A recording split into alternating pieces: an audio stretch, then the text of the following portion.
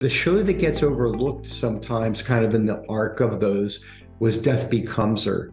You had the Goldie Hawn character had a hole in her at a certain point that you could see through. But more importantly, Meryl Streep, when she is pushed down the steps and her neck breaks and her head's turned around 180 degrees, the from here to the bottom of her head was essentially a computer graphics appliance. We did all of that in CG, the twisted neck, and filmed her head and body separately and then put them together. And the reason I mention it is, it's, as far as I'm aware, it's the first time we or anyone really tried to do digital skin. And you had to make it look enough lifelike that it worked. Fortunately, they were heavily made up in their roles, since they were kind of spray painting themselves to cover up their age and so forth. But that became a bit of the basis for the skinning of the dinosaurs in Jurassic Park. So there were all these little building blocks along the way as we're kind of going through that journey. And there's obviously lots of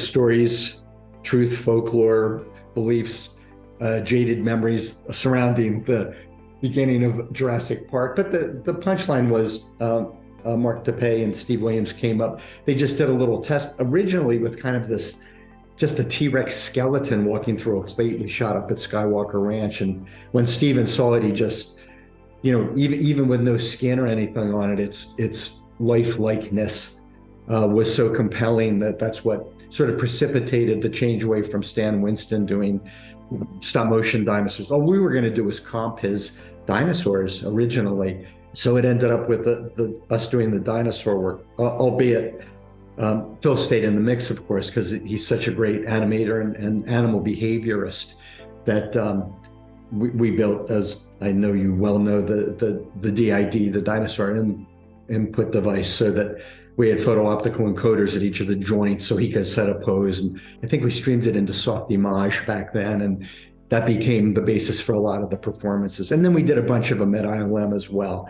But Phil and the flavor of his animal observation and behavior knowledge was sort of what really infused it with, I think, more credibility than it might have had otherwise.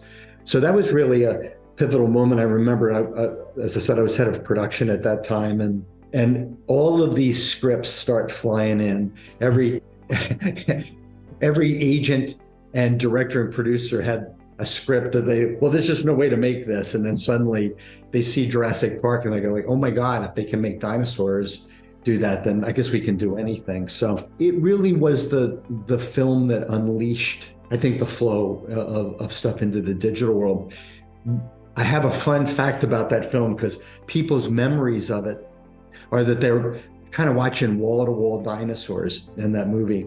And the fact of the matter is, there are 52 computer graphic shots in that movie, and I think 102 shots that are parts and pieces that Stan Winston did, like a foot here, or the eggs when they're kind of going through the lab area and so forth, stuff that Stan made, sometimes a claw opening a door or something like that. So when you think about a movie like that had 150 effect shots total, including the practical stuff, and it's a 2.5-hour movie, but people's memory of it is that there's so much more in it than that. And I think that's a testament to Spielberg's genius, really. Such a good storyteller, and he's so clever. There's a scene when Nedry's rushing to the boat dock to get some DNA that he's trying to sell, and he crashes. He comes in contact with the spitter. The spitter originally was a walking creature that Stan Winston's folks had built, but on the day of the shoot, it didn't work. And so they said, well, we'll fix it. We'll come back another day and see if it said, I can't do it. So instead, if you watch the movie, it doesn't actually ever walk, but every time the Nedry character turns around to see where it is, it's closer to him. And it's much scarier and better and than if you'd seen it tracking behind him or something. And it's just the kind of thing that Steven does. You're like, oh yeah, he is the maestro of that kind of thing, of that kind of storytelling. He's superb. So great experience for everybody. Even Phil ended up having it work out okay for him. He got an Oscar out of it, even if even if he was fired from the show for a minute. That's right.